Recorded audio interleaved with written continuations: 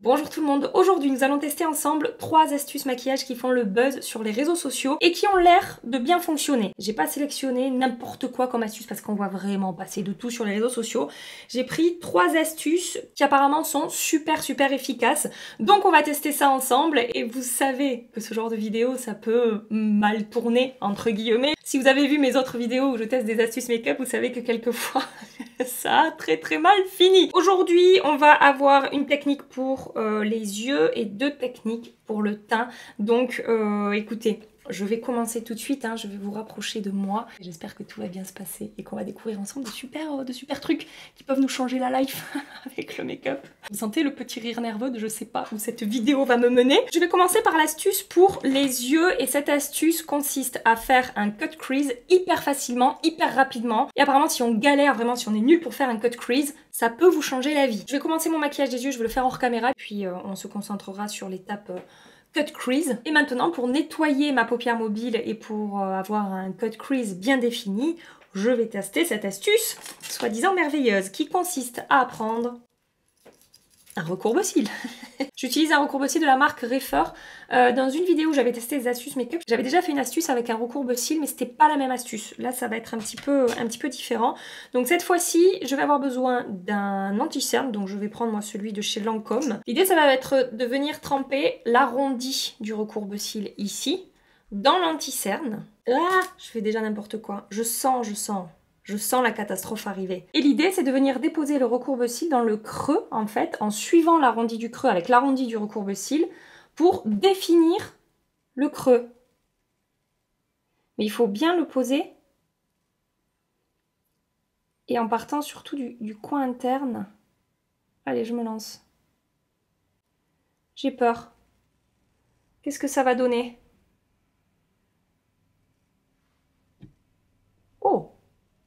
C'est pas mal, non? Ça a plutôt bien suivi mon creux. Après, je sais pas si en fait le recourbe-cils, il est vraiment adapté à la forme de mon œil. Bon, écoutez, c'est plutôt pas mal. Et ensuite, pour terminer l'astuce, vous prenez un pinceau plat synthétique et il suffit de venir remplir. Ouais, là, au niveau de mon creux, c'est pas super bien peut-être positionné. Je sais pas, on va voir comment ça finit. Donc vous venez remplir votre paupière mobile. Il n'y a plus qu'à remplir en fait. C'est que ça a déjà défini la forme, on va dire, du creux. C'est peut-être un petit peu remonté là, un petit peu trop remonté au niveau de mon coin interne.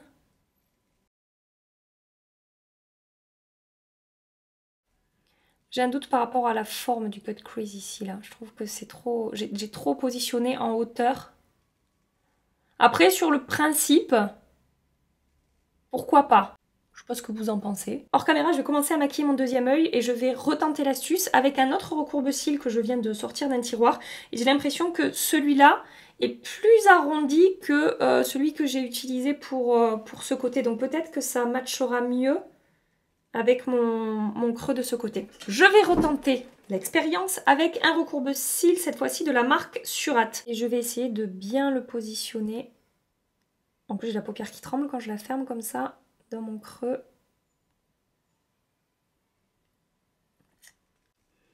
C'est toujours la pression de l'enlever pour savoir ce que j'ai fait, si j'ai fait de la merde ou pas. Ah! Bon, alors là, cette fois-ci, je suis plutôt bien dans le creux ici. Mais je suis un petit peu peut-être trop remontée sur le coin externe. Mais bon, je trouve que l'arrondi quand même a été mieux peut-être suivi. Je sais pas. Qu'est-ce que vous en pensez? Est-ce que c'est vraiment magique ce truc? Ou alors juste avec un bon pinceau bien arrondi, c'est plus facile de faire le cut crease? Je sais pas. En tout cas, ça donne une base à suivre qui est quand même assez facile après à allonger pour remplir, quoi. Effectivement, ça donne une forme plutôt pas mal. Ouais, après, je suis pas mal remontée quand même ici, là. Il va falloir peut-être que je récupère un peu. Sur le principe, ça fonctionne. Je pense que peut-être c'est un coup à prendre dans la manière dont on positionne le recourbe-cils. Peut-être qu'au bout de quelques essais, j'arriverai à bien le positionner dans mon creux et tout le long pour que ça tombe mieux. Là vous voyez, c'est trop remonté de ce côté. Il faut peut-être de l'entraînement pour ça. ça fait bizarre, c'est monté très haut. Je sais pas comment je vais récupérer ça, mais je vais y arriver. Je vais mettre un patch sous mes yeux. Je vous mets le lien de ces patchs dans la barre d'infos que j'achète sur Amazon pour appliquer les lumineux. Donc lumineux, je vais prendre cette teinte-là. Donc ce que je vais faire, c'est que je vais commencer à remplir ma paupière mobile au doigt. Je vais pas remonter jusqu'à la transition là de l'anti-cerne. Ensuite, je prends le pinceau Cut Crease Maker justement, de Nabla. Je vais prélever le lumineux. Du coup, je vais suivre la forme que j'ai créée avec l'anti-cerne. Ouais, c'est pas mal. C'est pas mal, c'est pas mal. Finalement, j'ai l'impression que la forme, elle est plus jolie de ce côté-là que de ce côté-là.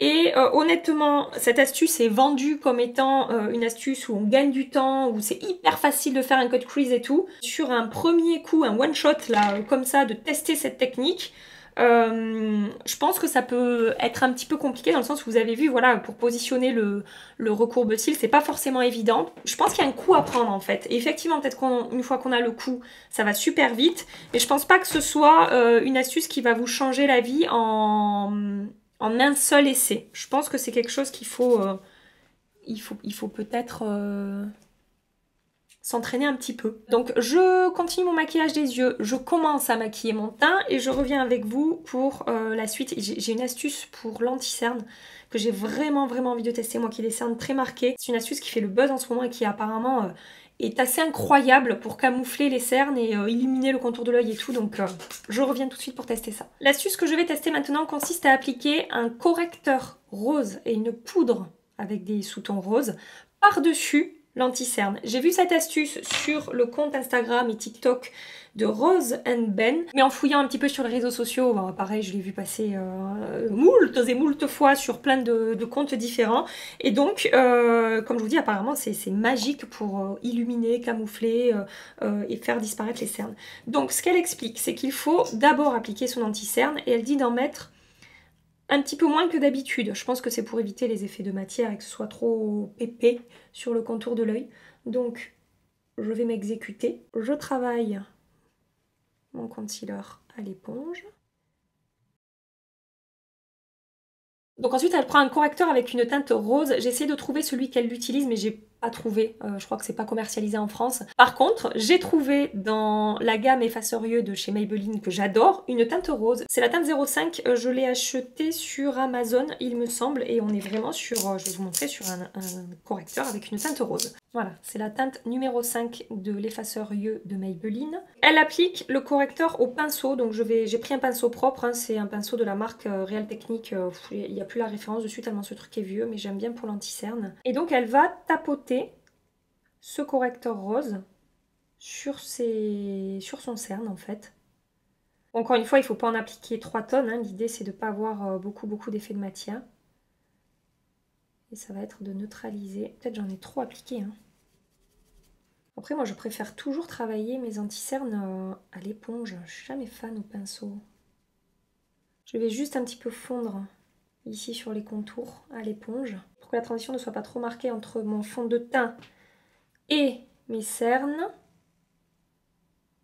Et ce qu'elle fait ensuite par-dessus l'anti-cerne rose, c'est qu'elle va poudrer avec une poudre sous ton rose. Et j'ai acheté pour ça, je voulais prendre la Huda Beauty qui a également fait le buzz, mais du coup elle est épuisée partout, je n'ai pas pu la prendre. Mais elle utilise là dans sa vidéo la Prisme Libre de chez Givenchy, poudre libre matité et éclat rehaussé, et j'ai pris la teinte 3 voile rosé. Voilà, c'est la poudre qu'elle utilise. Et vraiment sur elle, le rendu il est assez incroyable. Une fois qu'elle a poudré et tout, ça fait vraiment un effet lifté, lumineux, et ça a l'air de super bien fonctionner. Donc j'ai pris une petite houppette. Et attendez, je vais essayer de rester en face de vous. Et ça, c'est quelque chose que je ne fais jamais, de poudrer mon anti-cerne. Hein, donc encore une fois, je ne sais pas trop ce que ça va donner.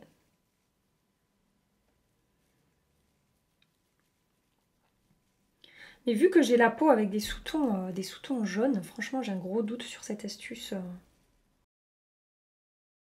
De l'autre côté, je vais poudrer sans appliquer de correcteur pour voir si on voit vraiment une différence ou pas. Par contre, j'applique la même poudre avec des sous-tons roses.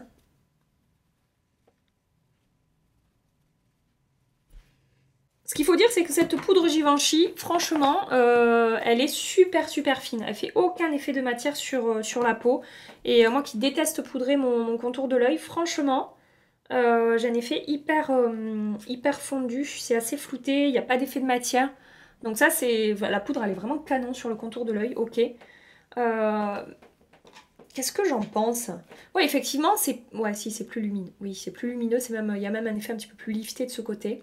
Et c'est un petit peu plus plombé de ce côté. Maintenant, il faudra voir, quand j'aurai terminé mon maquillage, si ça fait pas un petit peu bizarre cette teinte rose sur le contour de mon œil. Hors caméra, je vais avancer un petit peu mon maquillage, blush, bronzer, et je reviens pour la dernière astuce. La dernière astuce que je vais tester aujourd'hui avec vous, je l'ai vue sur le compte TikTok Ellie Zeiler, il me semble, et... Après, on le voit passer partout parce que ce sont des astuces, enfin des vidéos qui deviennent virales en fait, qui font le buzz. Donc ça consiste à prendre un jumbo de chez NYX. Alors le packaging a changé depuis parce que ça fait un peu 1000 ans que je l'ai. Mais écoutez, je vais tester avec ça. Donc avec un jumbo de NYX, elle va illuminer son teint. Elle va s'en servir dans lumineur et apparemment ça fonctionne trop bien évidemment. Donc ce qu'elle fait, c'est qu'elle en dépose sur son arête du nez. Comme ça. J'ai pas poudré mon teint, hein, sachez-le. J'ai juste poudré mes cernes, du coup. Elle en dépose également... J'essaie de voir sur le retour écran si on voit le cerne corrigé. Bref. Sur le bout de son nez. J'aime pas illuminer le bout de mon nez. Mais bon, écoutez, on va tester. Elle en met ici. Elle en met ici. Ici. Et ici. Et après, avec son doigt, elle va estomper pour avoir un effet highlight. Donc j'estompe. Pour les yeux, j'aurais tendance à le faire avec un pinceau, hein, parce qu'avec mon doigt, je vais tout bousiller.